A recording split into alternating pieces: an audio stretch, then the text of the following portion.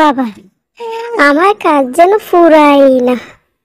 তোরও তো একটু শাড়ির কুচিটা একটু ধরে দাও প্লিজ।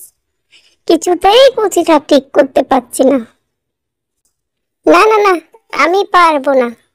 ঝুঁকেগা নাহি সালা। ও, এখন তো ঝুঁকবে না। কোন একটা মেয়ে ব্যাগ পরে যাক, কোন একটা মেয়ে ধপাস করে পড়ে যাক, ছাতার নিচে কি দিয়ে বসে দেখবে, তখন খুব ঝুঁকা যায় না। পুরুষদের অবস্থা আমি খুব বুঝি। কিন্তু এত রাগ করছে কেন? এগুলো তো স্বাভাবিক একটা বিষয়, এগুলো মেকআপ করতে হয়। তাহলে আমাকে সাহায্য করছো না যে শাড়ির কুচি ধরাতে?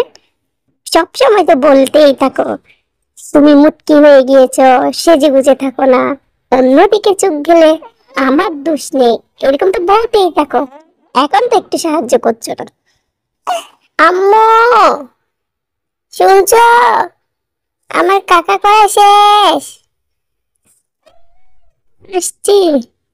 কাজ পোড়াতে দিস না রে মা, কাজ পোড়াতে দিস না। হ্যাঁ, আমার মেয়ে তখন অনেক বড় হয়ে গিয়েছে, তোমার প্রতি তোমাকে পরিষ্কার করতে হবে। এখন তুমি সবকিছু বুঝো, তোমার 4 বছর প্লাস হয়ে গিয়েছে, তুমি এখন নিজের কাজ নিজে গুছিয়ে গুছিয়ে করবে, কেমন মামুনি?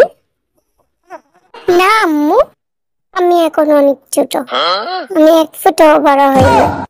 তুমি শুধু শুধু আমাকে বড় বলিও না তো। তুমি সারা জীবন আমার প্রতি পরিষ্কার করবে, তুমি আমাকে অনেক ভালোবাসো।